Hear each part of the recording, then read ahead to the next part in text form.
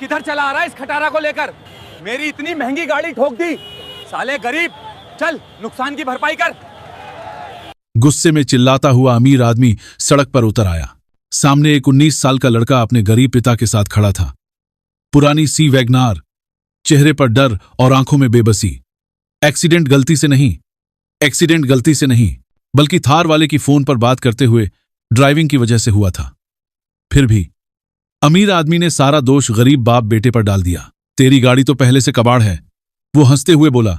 मेरी थार को नुकसान हुआ है, 50,000 अभी निकाल। पिता हाथ जोड़ने लगे, लेकिन 19 साल का बेटा चुप था। उसकी आंखों में अपमान से ज्यादा एक आग थी। उसी दिन उसने तय कर लिया, गरीबी मेरी पहचान नहीं बनेगी। और फिर वही लड़का 1 हफ्ते बाद कुछ ऐसा करता है, वही आदमी जिसने उसके पिता की बेइज्जती की थी, पैरों में गिरकर माफी मांगता है। जानने के लिए पूरी वीडियो आखिर तक देखते रहिए। कुछ हफ्तों बाद वह गरीब लड़का एक शोरूम गया। वहां भी हंसी उड़ी। शोरूम की कांच की बड़ी बड़ी दीवारों से रोशनी अंदर आती थी।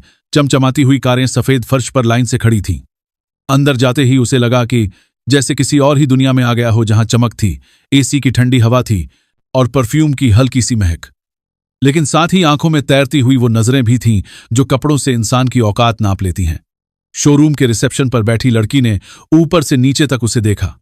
फीकी जीन्स, साधारण टी शर्ट, सस्ते जूते, और उसके चेहरे पर हल्का सा तिरस्कार आया, जिसे उसने मुस्कान की पतली परत से ढकने की कोशिश भी नहीं की। इतनी महंगी गाड़ी? तू भाग जा बच्चे यहां से। सेल्समैन की हंसी पूरे हॉल में गूंज गई। पास खड़े दूसरे लड़के ने भी अपने साथी की बात पर हंसते हुए उसकी ओर ऐसे देखा जैसे कोई मजाकिया सीन चल रहा है। हाँ हो, कौन सी गाड़ी देखनी है? कहते हुए भी उसकी आवाज में खिल्ली थी। और फिर बिना उसका जवाब सुने ही वो खुद बोल पड़ा, अरे भाई, यहां वाली गाड़ियां तेरे जैसे लोगों के लिए नहीं बनी, तू एमी सुन के ही भाग जाएगा। फिर उसने खुलकर कहा, भाग जा बच्चे यहां से। उस एक लाइन के साथ जैसे पूरे शोरूम ने मिलकर उसे दरवाजे तक धकेल दिया हो। लड़का कुछ पल वहीं खड़ा रहा, फिर चुपचाप मुड़ गया। पर इस बार वो भीतर से टूटा नहीं, बल्कि और सख्त हो गया। उसे साफ समझ आ गया, रास्ता बिल्कुल सीधा नहीं होगा, बल्कि हर कदम पर ताने, मखौल और ठोकरें मिलेंगी। वो समझ गया रास्ता सीधा नहीं होगा। शोरूम के बाहर निकलते ही उसकी आंखें कुछ पल के लिए धुंधली पड़ गईं, लेकिन उसने जल्दी ही आंसू वापस धकेल दिए। सड़क किनारे खड़ी गाड़ियों को देखते हुए उसने खुद से कहा, अगर ये सब अफोर्ड कर सकते हैं तो मैं भी कर सकता हूं। फर्क बस इतना है कि इन्हें सब कुछ तैयार मिला और मुझे सब खुद से बनाना होगा। उसके कदम अब पहले से भारी नहीं, बल्कि तयशुदा थे। जेब में पैसों की खनक भले न हो, लेकिन भीतर इरादे की आवाज गूंज रही थी। इसी तलाश में उसे एक आदमी मिली जो अपनी जर्जर थार 5,000 में बेच रहा था। एक दिन सेकंड हैंड गाड़ियों के पुराने बाजार में घूमते हुए उसकी नजर एक कोने में धूप से जली धूल से ढकी टेढ़ी मेढ़ी खड़ी एक पुरानी थार पर पड़ी। उसके बोनट पर पत्तों की परत जमी थी, टायर आधे पिचके थे, शीशों पर धूल की मोटी परत चढ़ी थी। दूर से देखने पर कोई भी उसे रद्दी समझ ले। पास जाकर उसने उंगली से शीशे पर जमा धूल हटाई। नीचे वही कंधे तानकर खड़ी थार थी, जैसे बस किसी इंतजार में हो। पास ही एक बूढ़ा आदमी चारपाई पर बैठा हुक्का पी रहा था। उसने आवाज लगाई, बेटा, गाड़ी देख रहा है? लेनी है क्या? 5,000 में दे दूंगा, वैसे भी यहां सड़ रही है। ये सुनते ही लड़के के भीतर कुछ चौंका। 5,000 ये कम भी नहीं थे और उसके लिए बहुत भी नहीं थे, लेकिन यह उसके सारे जमा किए हुए पैसों के बराबर थे। लड़के ने अपनी पूरी जमा पूंजी दे दी। घर में जो छोटे मोटे काम करके, ट्यूशन पढ़ाकर, कभी कभी ऑनलाइन छोटे काम करके जो पैसे उसने जोड़ रखे थे, वो सब उस दिन उसने एक मुट्ठी में करके बूढ़े के हाथों में रख दिए। नोट थोड़े मोड़े तुड़े थे, कुछ 100, कुछ 50 के। उसका दिल जोर जोर से धड़क रहा था।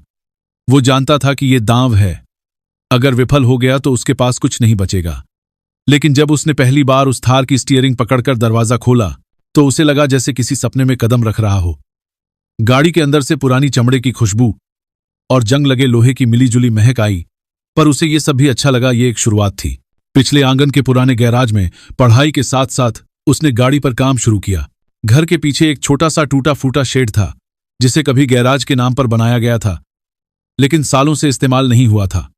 धूल, मकड़ी के जाले, कोने में पड़े पुराने टूल, जंग लगे पाना और स्क्रू ड्राइवर, सबको उसने साफ करना शुरू किया। पहली बार जब उसने थार को उस गैराज में बैक किया तो पूरा मोहल्ला देखने आया। किसी ने ताना मारा, कबाड़ घर ले आया है। किसी ने मुस्कुराकर कहा, देखते हैं क्या करता है। लेकिन लड़के के लिए वो जगह अब मंदिर जैसी थी, जहां वो रोज अपने सपनों पर हाथ रखकर काम करने वाला था। दिन में कॉलेज, रात में गैराज। सुबह की पहली बस पकड़कर वो कॉलेज जाता। क्लासरूम में बैठा उसकी कॉपी के पीछे चुपचाप थार के डिजाइन पार्ट्स के रफ स्केच बनाता। प्रोफेसर की इक्वेशंस के बीच उसके दिमाग में इंजन की वायरिंग घूमती रहती। कॉलेज से लौटते ही जल्दी से खाना खाता, पिता के साथ 2-4 बातें करता, फिर बिना टाइम वॉज टी किए गैराज में घुस जाता। मोहल्ले की लाइटें जब एक एक करके बुझने लगती, तब भी उसके गैराज की ट्यूबलाइट जलती रहती। फोन की टॉर्च, पुराना बल्ब और उसके हाथों में ग्रीस ये उसकी रातों के साथी बन गए थे। कभी कभी उसकी मां आवाज लगाती, सो जा बेटा, थक जाएगा, पर वो मुस्कुराकर कह देता, बस ये नट कस लूं, फिर आता हूं। कबाड़ से पार्ट्स, पड़ोसी रामू चाचा की मदद, पुराना इंजन। कबाड़खाने की गलियों में अब उसके कदम पहचाने जाने लगे थे। अरे, वही लड़का फिर आ गया जो पुराने पार्ट्स लेकर भी खुशी से चला जाता है। दुकानदार हंसते हुए कहते।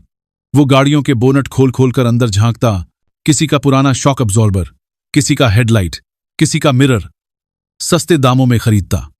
पड़ोस के रामू चाचा, जो बरसों तक मैकेनिक रहे थे, शाम को कभी कभी चाय लेकर उसके गैराज आ जाते। ये बोल्ट यहां नहीं, थोड़ा साइड में लगा, ये तार ऐसे नहीं, यूं घुमा।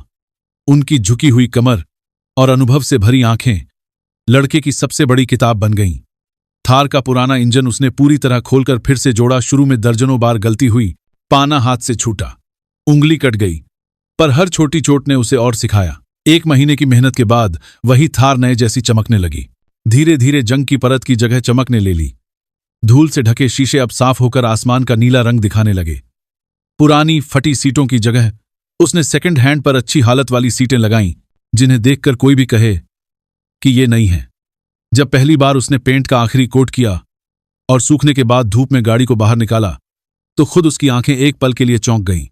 ये वही जर्जर थार थी जो कबाड़ की तरह साइड में पड़ी थी, या ये कोई नई शोरूम कार थी? उसके हाथ अनजाने में गाड़ी के बोनट पर फिर गए, जैसे किसी अपने के कंधे पर प्यार से हाथ रखते हैं। आइंस्टाइन। एक दिन वही थार मॉल की पार्किंग में खड़ी थी। मॉल की चमकती हुई पार्किंग में गाड़ियां लाइन से खड़ी थीं। हर तरफ एसयूवी, सेडान, महंगी हैचबैक्स, लेकिन बीच में खड़ी एक काले रंग की थार सबसे अलग दिख रही थी। उसके नए टायर, चमकते अलॉयज, साफ शीशे, दमकता बॉडी, हर गुजरते इंसान की नजर उस पर टिक जाती। कोई 2 सेकंड रुककर देखता, कोई चलते चलते ही सिर घुमाकर तारीफ भरी नजर से देख लेता। गाड़ी पर अभी तक किसी कंपनी का लोगो नहीं, बस उसकी मेहनत का रिफ्लेक्शन था। बाप बेटा पास की चाय की टपरी पर थे, चाय की छोटी सी दुकान पर लगे पढ़े। पुराने टीन के बोर्ड के नीचे प्लास्टिक की कुर्सियों पर दोनों बैठे थे। पिता अभी भी यकीन से आधा विश्वास और आधा अविश्वास घुला हुआ लेकर उस थार को देख रहे थे। बेटे ने उन्हें पहली बार पूरी कहानी बताई थी, कैसे उसने कबाड़ी से गाड़ी ली, कैसे रात रात भर काम किया, कैसे रामू चाचा ने मदद की। पिता के हाथ में चाय का गिलास था, लेकिन उनकी नजरें बार बार गाड़ी पर जाकर टिक जाती। उनके चेहरे पर एक हल्की सी शर्म भी थी। जिस बेटे को वो किसी बड़ी गाड़ी में बैठाने का सपना देखते थे, वही बेटा अब उन्हें अपनी बनाई हुई गाड़ी में बैठाने की ताकत तक ले आया था। भीड़ के बीच वही थार वाला आदमी पार्किंग में अपनी गाड़ी लेकर आया। वो पहले की तरह ही कॉन्फिडेंट चाल से चल रहा था। उसकी नजर जैसे ही काली थार पर पड़ी, वो ठिठक गया। कुछ सेकंड तक वो बस उसे देखता रहा। बोनट की चमक, टायर की मजबूती, बॉडी की फिनेस सब देखकर उसके मुंह से बेख्तियार निकला, इससे अच्छी तो मेरी भी नहीं लगती। उसके स्वर में इस बार घमंड नहीं, हैरानी और थोड़ी सी जलन थी। उसने आसपास नजर घुमाई। मालिक कौन है?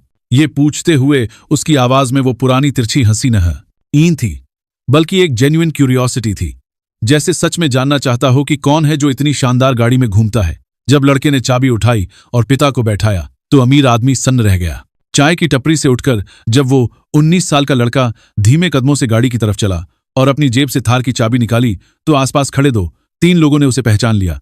अरे ये तो वही, लेकिन बात अधूरी रह गई। लड़के ने सबसे पहले गाड़ी का दरवाजा खोलकर अपने पिता के लिए पैसेंजर सीट की ओर इशारा किया। पापा बैठिए। उसकी आवाज में वही आदर था, मगर आज उसमें गर्व भी था। पिता झिझकते हुए कांपते हाथों से दरवाजे को पकड़े सीट पर बैठ गए।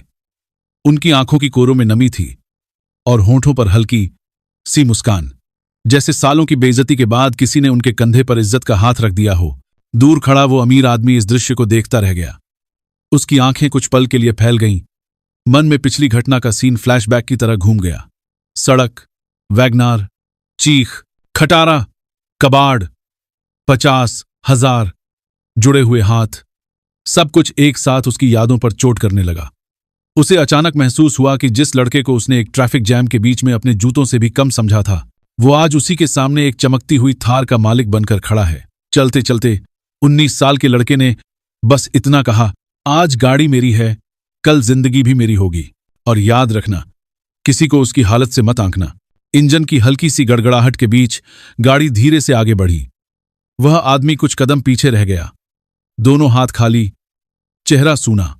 गाड़ी जैसे ही उसके पास से गुजरी, लड़के ने एक पल के लिए विंडो नीचे की, सिर थोड़ा सा बाहर निकाला और बिना किसी गुस्से, बिना किसी चिल्लाहट के, एक सीधी, साफ, गहरी आवाज में कहा, आज गाड़ी मेरी है, कल जिंदगी भी मेरी है, वोगी। और याद रखना, किसी को उसकी हालत से मत आंकना। बात खत्म करके उसने और कुछ नहीं कहा, कोई ताना नहीं, कोई बदला नहीं, बस कांच ऊपर कर लिया और आगे निकल गया। लेकिन उन 2 लाइनों ने उस अमीर आदमी के सीने में कहीं गहराई तक चोट की तरह जगह बना ली। उसके पांव जैसे जमीन पर जड़ गए। उसे याद आया कैसे उसने उसी सड़क पर उस लड़के के सामने उसके पिता को बेइज्जत किया था, कैसे उसने हंसकर कबाड़ कहा था। आज उसी कबाड़ से बेहतर गाड़ी के सामने वो खुद फीका पड़ गया था। पहली बार शायद उसे लगा कि असली कमी गाड़ी में नहीं, उसकी सोच में थी। उस दिन उस लड़के का सफर शुरू हुआ, सिर्फ एक गाड़ी नहीं, पूरी सोच बदलने का। उस दिन से थार सिर्फ एक वाहन नहीं रही, वो एक सिंबल बन गई उसकी मेहनत का, उसके इरादों का और इस बात का कि हालात चाहे जितने भी खराब हों, इंसान खुद को बदल सकता है। उसने छोटी छोटी मरम्मत का काम पकड़ना शुरू किया। कॉलेज के बाद दूसरों की पुरानी गाड़ियां भी ठीक करने लगा। लोग पहले शक से आते, फिर उसकी मेहनत और ईमानदारी देखकर अपने दोस्तों को भी भेजने लगे।